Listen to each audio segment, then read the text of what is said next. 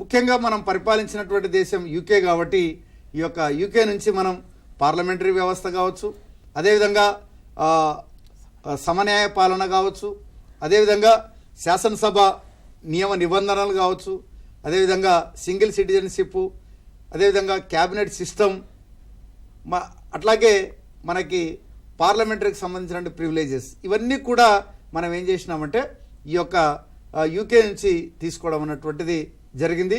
మరి ఫ్రాన్స్ దేశం నుంచి మనం భారతదేశం ఇప్పుడు రిపబ్లిక్ కంట్రీ అని అంటున్నాం. మరి రిపబ్లిక్ అన్నటువంటి కాన్సెప్ట్ మనం ఈ యొక్క ఫ్రాన్స్ తీసుకున్నాం.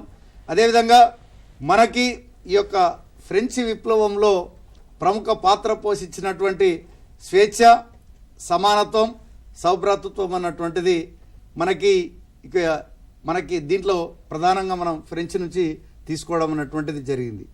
కాబట్టి ఇన్ని రకాలుగా మనం ఈ యొక్క దేశాల నుంచి తీసుకొని మనం ఏం చేసినామంటే మన యొక్క రాజ్యాంగ నిర్మాతలు, అదేవిధంగా చాలా మటుకు మనకి రష్యా దేశం నుంచి ఫండమెంటల్ డ్యూటీస్ అన్నటువంటివి,